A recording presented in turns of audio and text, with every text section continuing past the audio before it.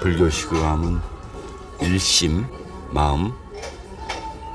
마음의 깊은 곳으로까지 들어가는 과정이 생명운동이죠. 그러니까 생명이라는 것은 목숨이 살고 죽고 뭐 이런 것으로부터 시작하지만 진짜로 살려면 마음의 문제로 들어간다.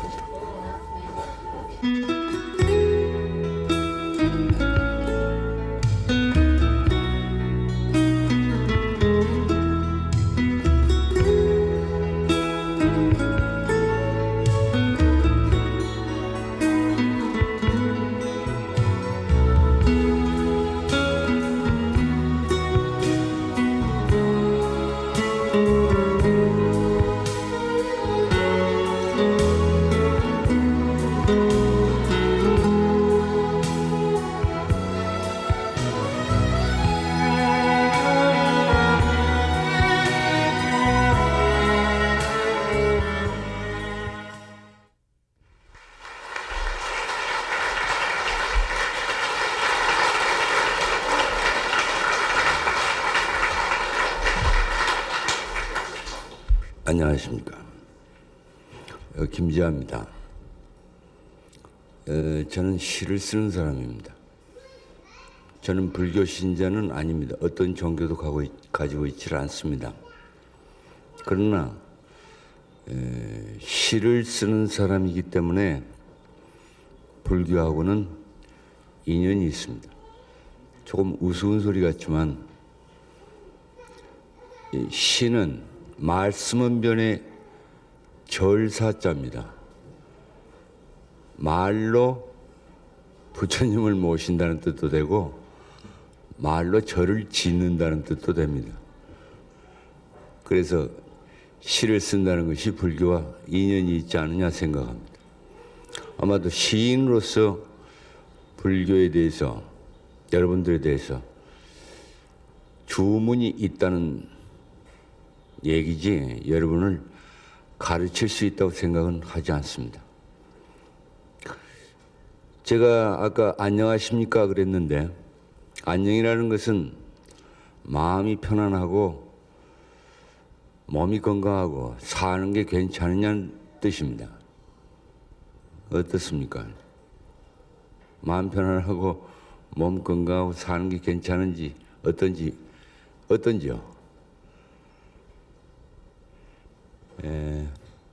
마음 편안하고 몸 건강하고 세상살이를 잘 산다는 것은 우선 인간이 자기 내면에 자기 자신의 내면적 삶을 잘 살고 자기 가족의 부모, 형제, 자기 자식들과 화목하고 사회 이웃 사람들과 다 친하게 서로 도우면서 잘 살고 뿐만 아니라 풀이나 나무나 산이나 냇물, 바다, 하늘, 공기, 티끌, 흙, 돌멩이하고도 서로 때려 부시거나 없애거나 죽이거나 하지 않고 서로 존중하면서 잘 살고 또 나가면 인간이 만드는 기계들, 도구들, 무슨 컴퓨터 같은 거, 또 인간이 지은 건물들, 길, 자동차 이런 것들하고도 서로 공생, 서로 더불어서 서로 이렇게 대립하거나 서로 불편하지 않게 같이 어울려 살 수 있을 때 더 나가면 다른 민족들, 더 나가는 다른 국가들 이렇게 해서 어울려서 서로 화해롭게 살 때만 진짜 잘 사는 겁니다. 자기 자신이 마음이 편안하다고 해도 이웃집 사람이 극도로 불행하고 또 풀이나 나무가 죽어가고 냇물이 썩어가고 공기가 오염되고 산성비가 내리고 그리고 물건들, 기계들 하고 뭔가 불편하고 또는 기계가 너무 많아가지고 사람이 어찌할 줄 모르고 이런 상태가 되면은 잘 산다고 할 수가 없습니다. 여러분 요즘 돌아다니는 농담 있죠. 50대 남자 중에 겁없는 남자가 누구냐. 뭐. 나도 듣고 한참 웃었습니다만 마누라한테 말대꾸하는 남자.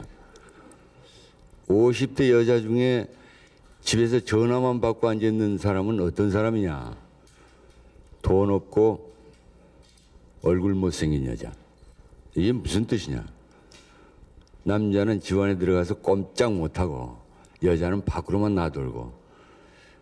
그럼 그렇다고 해서 남자가 큰 소리 치고 패고 여자는 집안에만 죽치고 앉아있어야 올바르다는 얘기는 전혀 아닙니다. 여자도 나가고 남자도 좀 여자한테 잘해야죠. 그러나 말대꾸도 못하는 상태, 또 여자는 밖으로만 놔두는 상태, 이게 좋은 걸까요? 절대 좋지 않습니다. 뭔가 남녀 평등이 제대로 된 게 아니라 뭐 잘못되고 있어요. 자식 간의 관계는 어떻습니까? 이건 뭐 말할 수 없습니다. 얼마 전 14살 먹은 중학생이 자기 어머니를 야구방망이로 때려 죽였습니다. 이건 끔찍한 얘기인데, 또 돈 때문에 자기 아버지 죽인 대학 교수도 있습니다. 또 그 이전에 또 돈 때문에 미국 유학까지 한 젊은이가 자기 아버지를 난타해서 죽였습니다. 이렇게 남편이 남편 같지 않고 마누라가 마누라 같지 않고 애비가 애비 같지 않고 자식이 자식 같지 않고 이런 상태입니다. 이 절대 우리가 잘 사는 상태가 아닙니다. 여러분 아시다시피 우리 지금 먹을 깨끗한 물 있습니까? 식수, 수돗물 한 사람도 안 먹어요. 나는 먹습니다. 나는 가난하니까 생수 사 먹을 돈 없으니까 결명자하고 보리 넣어가지고 먹습니다만 그게 또 그렇게 한다고 제대로 된 거 아닙니다. 몇 가지는 없앨 수 있지만 중금속은 없애질 못합니다. 그렇다면 계속 몇 년을 그렇게 먹고 있으니까 나도 점점 죽어간다는 얘기입니다. 네, 상당히 많은 사람들이 생수 먹죠. 그 생수 깨끗한 겁니까? 전국에 42만 개의 구멍이 뚫려 있습니다. 지하수 파느라고. 전부 고갈돼 버렸습니다. 우리 먹고 있는 생수 이거 수상한 생수예요. 그거 먹고 잘 산다고 생각할 수 있습니까?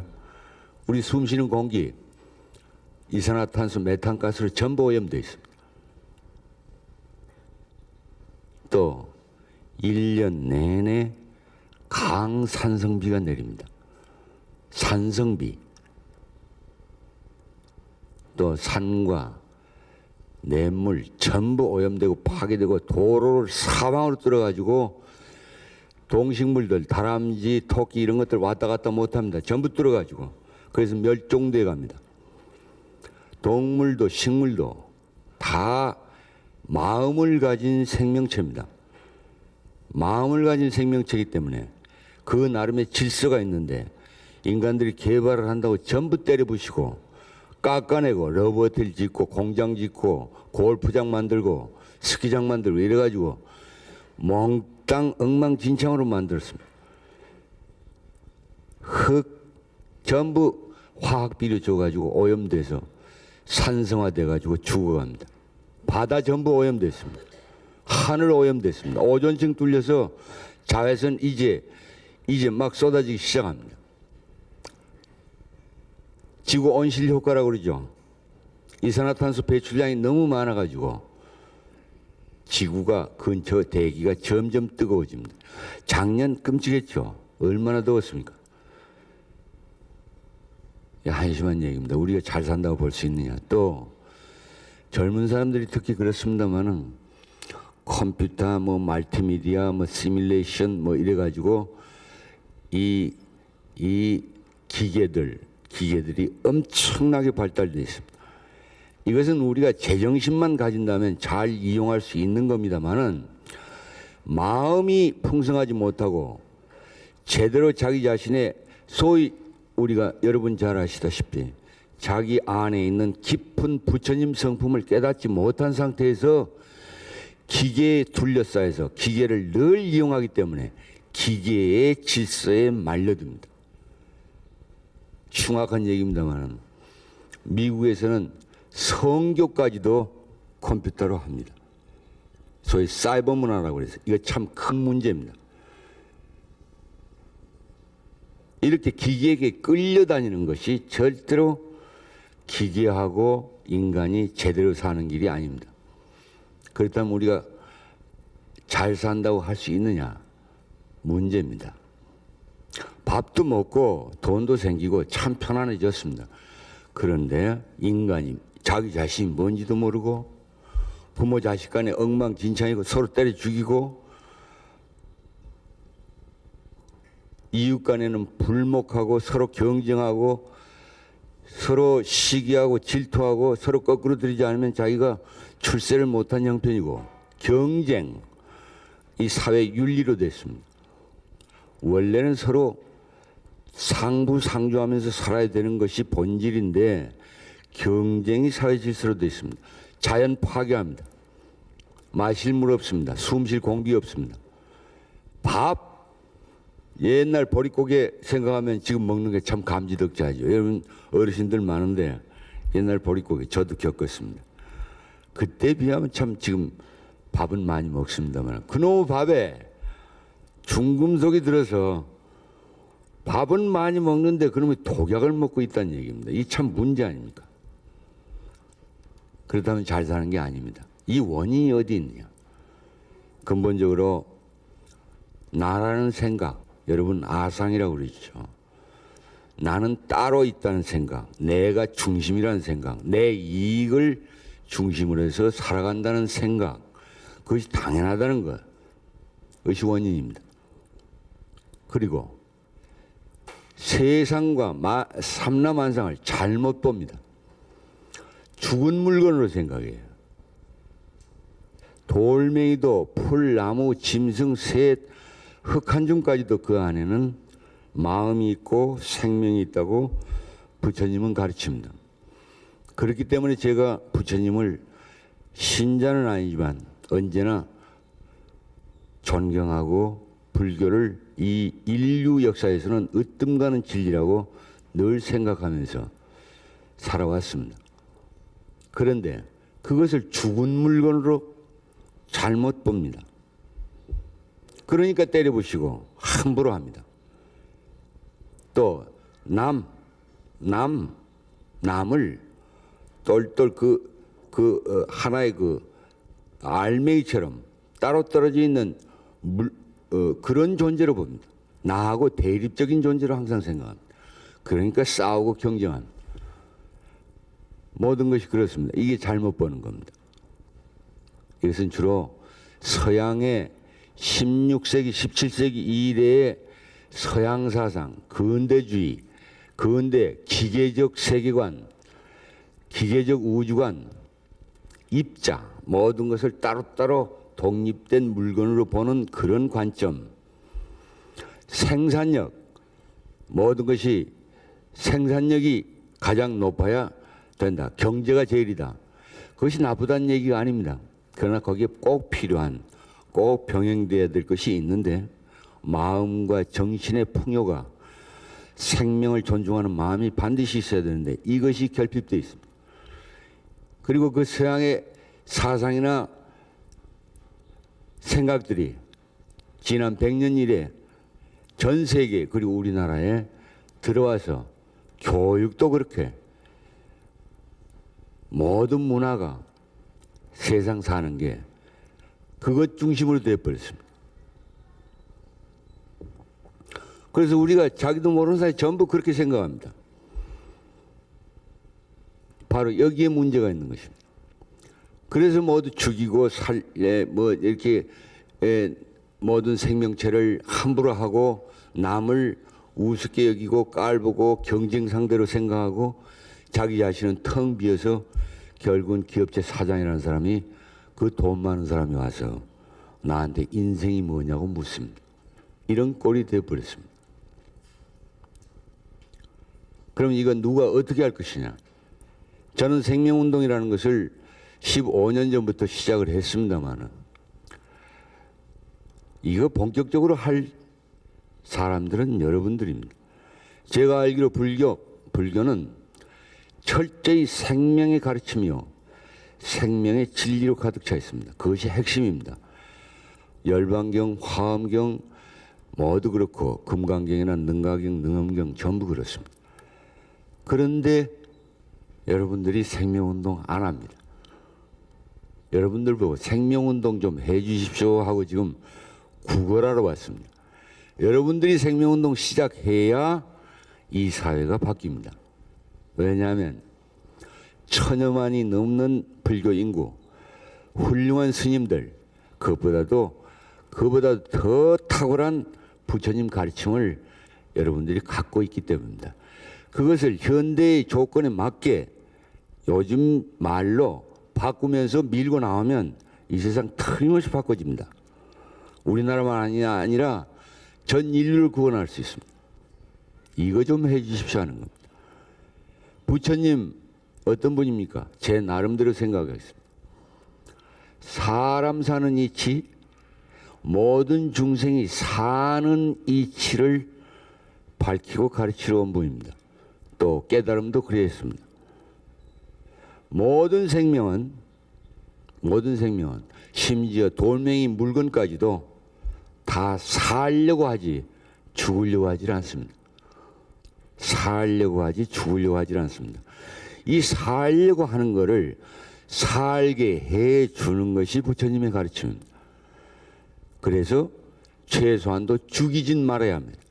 해치지 말아야 합니다. 제가 보기에 부처님 가르침은 가장 간단한 바로 이 이치입니다. 살려고 하는 것을 죽이지 않고 살리는 거.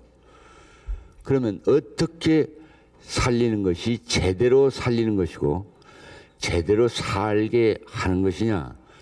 여기서부터 불교가 어려워지고 깊어진다고 생각합니다.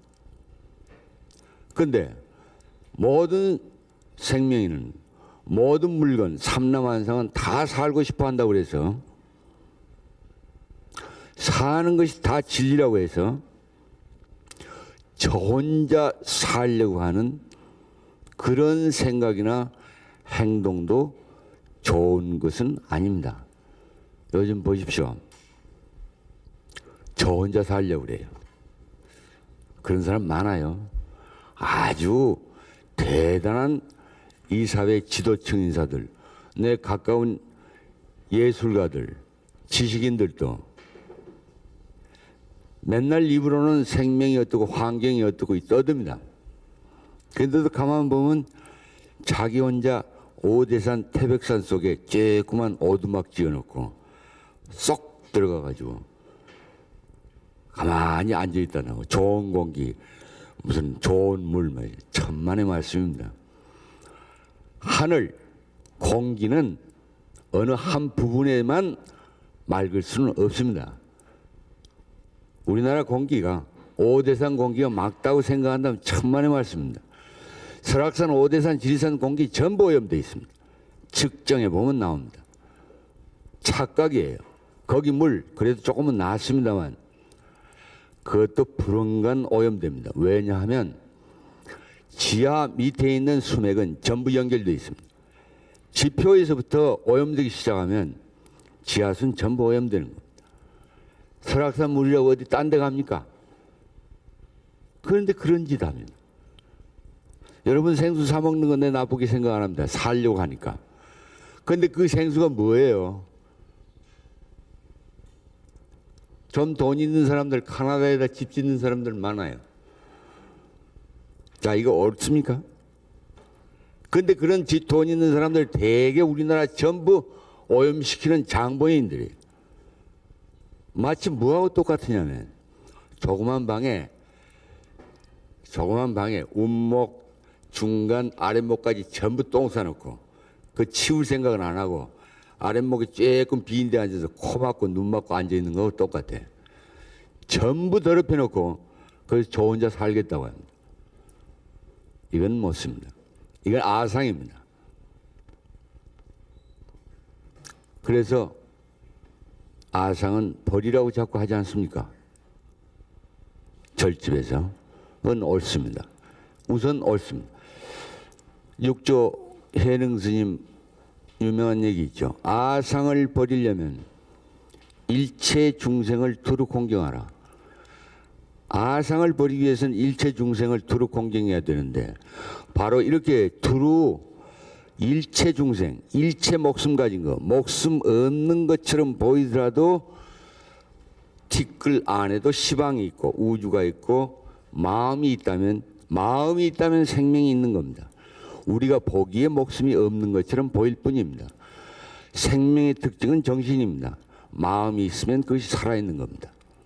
그렇다면 이 모든 중생을 이롭게 하고 공경하는 것, 이것이 생명운동입니다. 생명운동 다른 거 아닙니다.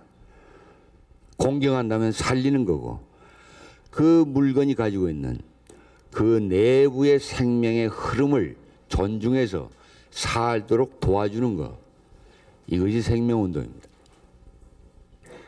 다른 거 아닙니다. 자기 자신도 마찬가지입니다.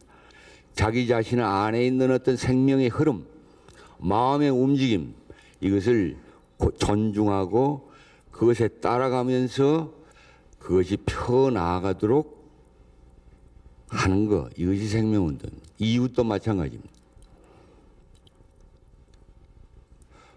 불교가 왜 생명사상이냐?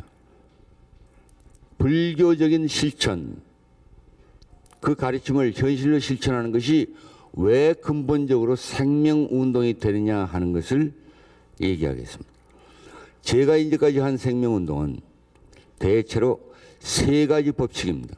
하나는 인간이 자기 자신 안에 모시고 있는 신령하고 무궁하고 끝도 한도 없이 끊임없이 변하고 생성 진화하는 우주 생명을 모신 존재이므로 그것을 깨닫고 그 질서에 따라 모시고 사는 것, 이것입니다. 두 번째는 그렇다면 남 안에도 그런 무궁한 신령한 우주 생명이 생성하고 움직이고 있으므로 그것을 모시고 존중함으로써 이웃과 화해롭게 사는 것. 이것은 조그마한 동식물이나 물건이나 돌멩이, 흙, 공기, 바람, 티끌마저도 다 그 안에 무궁한 우주 생명을 다 갖고 살고 있다는 것. 기계마저도 그렇습니다. 여러분 2600년 전에 부처님께서 물건 안에도 마음이 있다고 가르친 것이 전부 미신인 줄 알았습니다. 그러나 오늘날 서양의 첨단적인 과학들은 물건 안에, 새 물방울 안에 또는 나무 안에, 나무는 뭐 생명입니다만 흙 안에, 돌멩이, 돌조각 안에도 마음이 있다는 것을 밝히고 있습니다. 놀라운 얘기입니다. 즉 물질 입자는 평소에는 조금 조용합니다만 열을 가하거나 어떤 변화가 왔을 때 기온이 변화하면은 서로 입자 사이에 커뮤니케이션, 서로 통신을 합니다. 이것이 밝혀지기 시작했습니다. 이것이 통신 과정이 뭐냐? 새로운 질서를 찾고자 하는 움직임입니다.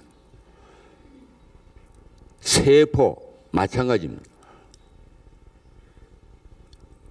그렇기 때문에 그 돌멩이까지도 돌멩이의 껍데기가 아니라 돌멩이 안에 움직이는 신령한 마음을 부처처럼 알고 존중하는 것.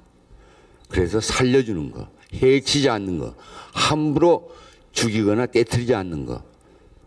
바로 이것이 생명운동입니다. 이것이 두 번째예요. 세 번째는 모든 개체가 나라는 테두리를 갖고 있습니다. 마치 여러분이 육체라는, 나라는 어떤 존재의 규정을 갖는 것처럼. 그러나 이 안에 절대로 쪼갤 수 없는 무궁하고 처음도 끝도 없는 끝없는 신령한 마음과 우주 생명을 전체를 모시고 있기 때문에 그것을 실현하는 것. 그래서 그것은 실현하는 전체는 전체이기 때문에 다른 알맹이나 다른 개체, 다른 개인들 안에 그 전체가 실현됐을 때는 바로 그것이 전체이기 때문에 서로 자발적으로 아주 자유롭게 서로 손을 잡습니다. 이것이 진짜 공동체입니다. 바로 이 세 가지. 자기가 자기 안에 우주를 실현하는 것, 모든 세상과 모든 사물, 동식물, 생명의 안에도 그 우주가 있다는 것을 믿고 공정해서 그것들을 살려내는 것. 그 다음에 모든 자기 안에 우주를 모신 개인들이 그것을 깨달음으로써 서로 공동체를, 자연스러운 공동체를 만드는 것.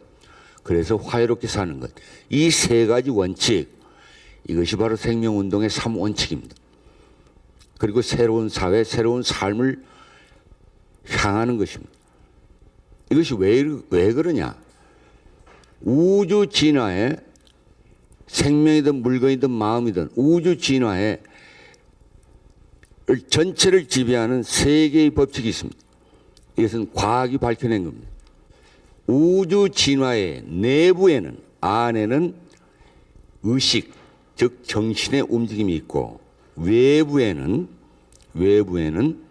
복잡화라고 부르는, 우리가 소위 사회화라고도 부르고, 남과의 관계, 동물과의 관계, 자연과의 관계, 이 모든 관계를 자꾸 맺어가는 소위 자기 조직화라고 부릅니다마는 그런 움직임이 있습니다.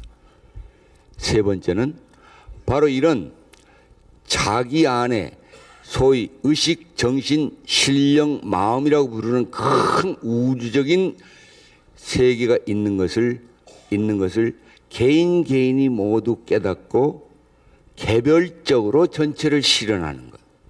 그래서 서로 연대하는 것. 어떤 생태계를 만들어가는 것. 이 세 가지가 우주 진화의 3법칙입니다. 이 세 개의 법칙에 따라서 생명운동도 그렇게 실천하는 겁니다. 그런데 바로 이런 점에서 본다면 불교야말로 생명사상이요, 생명운동이요, 우주 진화의 가장 깊은 진리를 2600년 전부터 이미 가르치고 있다는 점입니다. 그것이 뭐냐? 삼보사상입니다. 삼보사상. 여러분 잘 아시죠? 불은 뭡니까? 깨달은 자. 자기 안에 화엄경에서 얘기하는 것 같은 큰 무량세기가 연기법적으로 한순간도 쉬지 않고 끊임없이 변화하고 진화하고 순환하고 윤회하고 있다는 것을 깨닫는 것이 불입니다. 부처. 어때요? 처음 얘기하고 같죠? 두 번째, 법은 뭡니까? 바로 이 깨달음이 흐르는 것을 말합니다. 법은 흐른다는 뜻입니다. 물처럼. 어디로? 남에게로. 또 동식물, 다람쥐 새에게로. 또 새로부터는 나에게로. 이웃에게서 나에게로. 돌멩이에게로, 물건에게로, 기계에게로 흐르는 것입니다. 흐르면 어떻게 됩니까? 자기가 깨달은 것은 무량세계이니까, 무량세계는 하나라는 거니까, 마음은 하나라는 거니까, 죽지도 않고 깨지지도 않는 하나니까 자연히 그것을 존중하게 되고 친하게 되는 겁니다. 이렇게 해서 화해되는 겁니다. 이것이 법입니다. 성은 뭡니까? 절이죠. 절은 절집이 아니죠. 중들의 공동체 아닙니까? 중들의 공동체는 뭡니까? 깨달은 자의 공동체입니다. 즉 자기 안에 부처, 큰 무량세계, 화엄세계가 있고 변화하고 있다는 것을 깨달은 사람들끼리 자연스럽게 모인 공동체를 절이라고 합니다. 어때요? 이 아까 얘기한 생명운동의 3법칙이 그대로 들어맞죠? 그래서 저는 아주 오래전에 감옥에 섭니다마는 불교가 이 일을 해야겠구나. 그런데 그 뒤에 많은 스님들 만나봤습니다만 너무 바빠가지고 또 자기가 그 엄청난 보험을 갖고 있는 걸 잘 모르는 스님들도 있어요. 왜 그러냐? 스님들이 현실을 잘 몰라서 그래요. 지금 현실적으로 우리가 사는 게, 중생들이 사는 게 뭘 요구하고 있는지를 아직 정확히 깨닫지 못하면. 그러나 또 훌륭한 스님들은 다 알아요. 근데 그보다 급한 게 지금 절집 개혁하는 것이다 이거죠. 근데 요 며칠 전에 저 총무원에 있는 몇 분 스님들 만나가지고 이제 하겠다. 당신 나와서 그 강연 좀 해달라. 그래, 좋습니다. 나 아무것도 모르지만 스님들이 나오는 게 본격화되는 거니까 나는 그저 길 닦는 사람이니까, 스님들 나오도록 길 닦는 사람이니까 그래 승가대학에 가서 9월에 한마디 하지요. 돌아가면서 매우 기뻤습니다. 이제 뭐 좀 세상 달라지는구나. 스님들 전부 조계종 이제 개혁도 했고 조금 껍데기는 잡혔죠. 이제 내용에서부터 밀고 나오면 기독교 안 할 수 없습니다. 가톨릭 안 하지 못합니다. 따라서 합니다. 그러면 무신론자도 합니다. 세상의 유행이란 건 그렇게 무섭습니다. 불교가 하기 시작하면 달라져요. 근데 기분이 아주 좋았습니다. 그래서 내가 잠을 잘 못 자는데 그날은 한 10시간을 푹 잤습니다. 그러면 요거 조금만 더 생각해 봅시다. 자기 안에 무량세계, 화엄세계, 큰 우주, 깊은 마음, 이거 자기 가지고 있고 모시고 있고 이걸 깨달으면 부처가 된다는 이 얘기는 구체적으로 무엇이냐. 제가 좋아하는 역대 스님 가운데 제일 좋아하는 분은 뭐 여러분도 그러시겠지만 원효 스님입니다만, 대승기실론에 제기하고 있는 열애장 사상, 부처 씨 가지고 있다는 거 아닙니까? 내 안에 부처 성품, 불성. 근데 사실 인간만 가진 거 아니죠. 부처 성품. 모든 사물도 돌멩이도 티끌도 다 가지고 있죠. 내가 가졌으면 이웃도 가지고 있죠. 근데 이 열애장이 뭐냐? 쉬운 뭐 뻔한 얘기입니다만, 열애장은 팔식이라고 부르죠. 70 밑에 팔식. 팔식은 생멸시이면서 진여시입니다. 불생불멸하고 미치지 않은 데가 없고 법계 일상이고 우주 그 자체고 환한 열애 그 자체고 진여 자체입니다마는 동시에 그것은 움직이고 낳고 죽고 합니다. 조금 역설적입니다. 이것이 팔식이요 열애장입니다. 낳고 죽고 생멸한다는 게 뭐냐? 여러분은 생명 따로 있고 마음 따로 있다고 생각하기 쉽습니다. 그러나 생명이 이렇게 나가고 저렇게 나가고 낳고 죽고 하는 건 전부 마음작용입니다. 그래서 일체유심조라고 하죠. 삼라만상 모두 마음이, 그 삼라만상 안에 있는 마음의 움직임입니다. 마음 따로 있고 물건 따로 있고 생명 따로 있는 거 아닙니다. 요 점이 매우 중요합니다. 여러분 잘못하면 육체는 버려도 좋고 마음만 어떻게 좀, 그 천만의 말씀입니다. 마음이 고요하거나 움직이면 몸도 좋아지고, 여러분 체험 많이 하시죠. 정신은 그렇게 결정적이고 치명적입니다. 마음이 불안하면 몸 나빠져요. 물건들도 그렇습니다. 그래서 열애장, 열애 씨, 부처 씨앗이라고 합니다. 이것이 생명입니다. 이것이 생명입니다.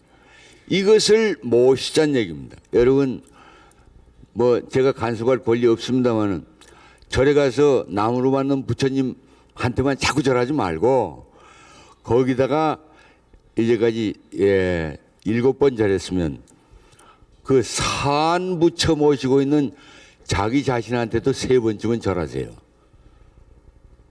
그럼 아상에 빠진다? 청원의 말씀입니다. 아까 아상은 버려야 한다고 그랬습니다. 그러나 아상이 그렇게 쉽게 버려지는 것이냐?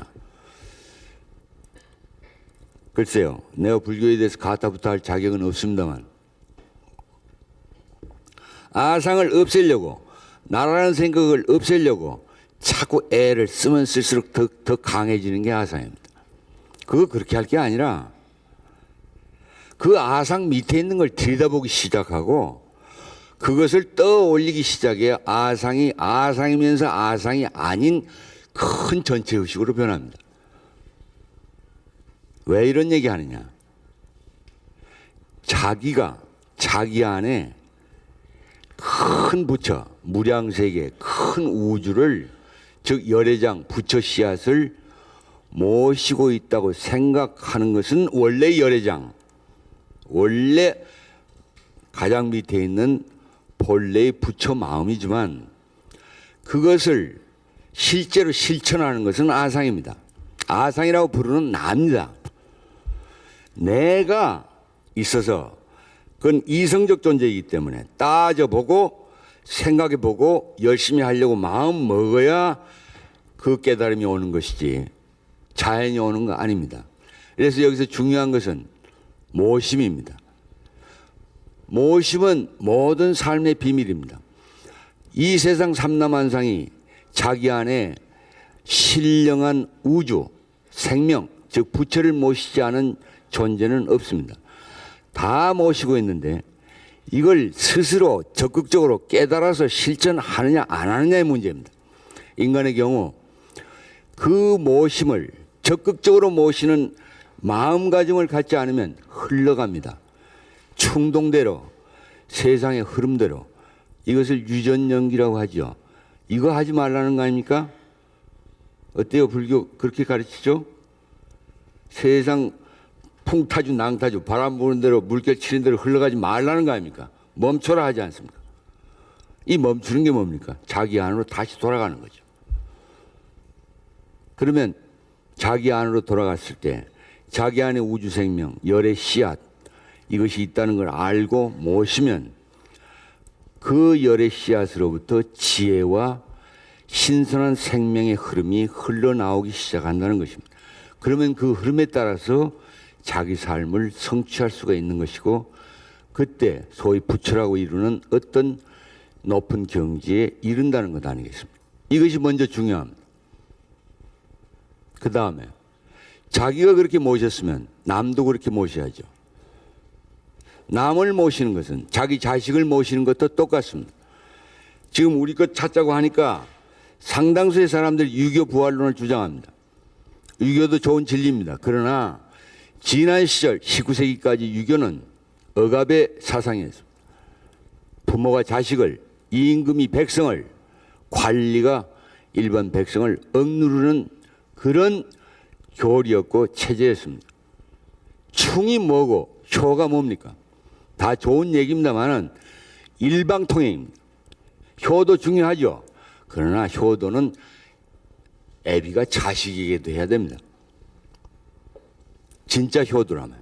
왜? 자식은 그 안에 신령한 부처님을 모신 존재이기 때문에 그렇습니다. 자기 자식이 아니라 부처님이라고 생각해야 합니다.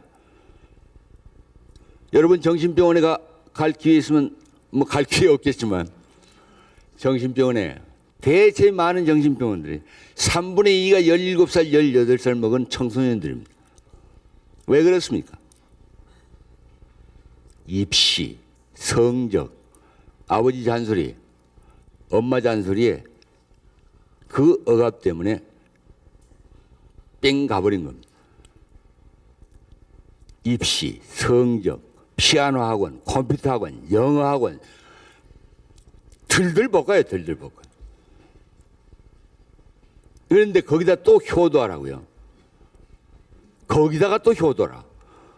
고대 총장 뭐 명심보감 가르친다고 그래서 교수가 와서 명심보감에 관해서 얘기 좀 해달라. 난 명심보감 뭐 좋아하지도 않거니와 그거 참 한심하다. 지금 명심보감 읽을 사람이 누구니? 명심보감이란 게 부모나 세상 임금에게 살살 처신 잘하라는 가르침인데 지금 애들이 먹힐 리도 없고 지금 신세대 봐라 천만 어린 반풀일 수도 없는 얘기다. 그럼 교육 잘못됐어요. 입시 뭐 너 출세해야 된다고 그렇게 너를 위해서라고 자꾸 이러려면은 애들 잘 가르쳐야 됩니다. 사람 마음에 부처만 있는 거 아니죠. 벌거지들도 많아요. 그대로 놔주면 마음의 벌거지들이 온갖 벌거지들이 다 춤춥니다. 요즘 부모들 소위 깨었다는 부모들 돈 품게나 있는 부모들 아이들 어떻게 키웁니까? 사달라는 대로 다 사죠. 하고 싶은 대로 다 해줘. 거의 아첨입니다. 교육이 아니라. 애들 다 배려놓고 있는 거예요. 속가주질 않아요. 옛날 농사꾼들 벼 어떻게 키웁니까? 벌거지 배추 어떻게 키웁니까? 배추 그 자라고 싶은 대로 다 존중하면서 자라게 하지만 속가주죠. 벌거지 잡아주고, 예? 흙 돋아주고, 다 추우면 싸주고. 벌거지를 안 잡아줘요. 제멋대로 크게 놔둬요. 건방지게 한량 없어요. 그것이 한편 좋은 것도 있죠. 발랄한 거. 그런데 거기다 대고 입시, 성적 막 쥐어짜니까 그 반응이 어떻게 나옵니까? 야구방매이밖에 없습니다. 그 말을 먹혀 들어갈 준비가 안 된 상태로 만들어버렸더니 이건 반대입니다. 억누르지 말 것, 그 대신 너무 키우지 말 것. 그럼 이 교육 달라져야죠. 어떻게 해요? 부처님으로 알고 그 부처님 지혜의 움직임, 부처님은 생명이기도 하니까 생명의 이루어지라는 리듬대로. 그런데 모든 개인은, 모든 아이들은 우주 진화사에 단 하나밖에 없는 개성을 타고납니다. 그 독특한 개성 속에 우주 부처를 실현하고 있는 겁니다. 그러니까 모두가 똑같은 거지만 똑같지만 전부 다릅니다.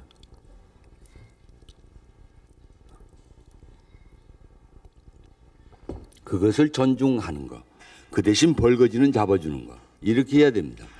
교육받게 합니다. 이웃과의 관계도 마찬가지입니다. 그렇게 대응할 때 사람과의 관계는 자연히 친해집니다. 모두가 자기 모시듯이 아이를 모셔야 하고 아이를 그렇게 모시면 아이는 자연히 부모를 그렇게 모십니다. 새 시대의 새로운 윤리는 덮어놓고 억압해서 되는 거 아닙니다. 아이 내부에 아이 마음 가운데 부모를 존중하는 마음이 자연히 일어나야 합니다. 그거는 아이를 그렇게 존중해 줘야 하고 안 되는 건 엄하게 나무래요. 이래야 합니다. 이웃과의 관계도 마찬가지입니다. 동식물과의 관계도 마찬가지입니다. 기계, 도구, 건물, 자동차와의 상호 공생도 마찬가지 원리입니다. 그런데 삼법칙은 뭡니까? 깨달은 자들이 자연스럽게 공동체를 만드는 것이죠. 그것은 절집의 스님들의 얘기입니다만 여러분 제가 신자들 사회생활 속에서 절, 승가를 만드는 길은 없느냐. 절은 여러분들의 활동의 모범입니다. 그 모범에 따라서 사회에서도 절을 지어야 합니다. 어떻게 짓습니까? 개성화, 모든 개인이 자기 개성적인 독특한 우주를 실현할 것. 여기서 창의력이 나오고 자발적 협동심이 나오는 겁니다. 이런 개성적인 인간들끼리 자그마하게 조금 더 크게 또는 자기 고향에서 또는 서울에서도 조그만 소공동체 서로 뜻맞는 사람들끼리 아기자기하게 살 수 있는 새 사회 만들어 가야 합니다. 이것이 사회생활 속에서 세속 속에서 절집 흉내내는 거죠. 어때요? 그런가 안 그런가요? 네. 그러면 정리해 봅시다. 자기 자신 안에 있는 부처를 모시고 적극적으로 모시고 아주 진지하게 모시고 조심스럽게 모시고 또 모신다는 건 배우는 겁니다. 자기 안에 들려오는 소리에 귀를 기우는 것. 그 소리를 또 가려볼 수 있는 눈도 있어야 합니다. 신은 악마가 되기도 합니다. 그건 나의 체험입니다만은 악마 따로 신 따로 있는 거 아닙니다. 이상한 현상입니다만 오늘 얘기할 시간은 없습니다. 부처님이 마구니 같은 소리 낼 때도 있습니다. 그건 자기가 책임져야 합니다. 그래서 제7식 자기 중심적인 이성 이것이 더 강화되면서 없앨 게 아니라 자기를 없앨 게 아니라 이 분별지가 더 강화되면서 분별과는 먼 근본적인 진여심을 모셔야 합니다. 마지막으로 이렇게 각비하는 것이 바로 유전연기, 흐르는 것을 깎으로 돌려서 환멸연기, 즉 초발 정진이 시작되는 거라고 난 이해합니다. 이것이 생명운동에서 가장 중요한 각비, 잘못된 것을 깨닫는 것. 깨달으면 어떻게 되느냐. 잠깐의 틈이 있고 그 다음에 그것과 반대되는 좋은 생각이 일어납니다. 이것이 각입니다. 그런 것이 자꾸 반복될 때 자기 안에서 부처님에게 말하게 합니다. 자기 잘못을 분명히 인정하고 인식하고 그 원인을 찾아 들어가게 되면 그때 그와 반대되는 말을 자기 안에 있는 부처님이 하기 시작한다는 얘기입니다. 이게 각비 참회의 이치인 것 같습니다. 그런데 이게 잠깐이라고 그랬죠.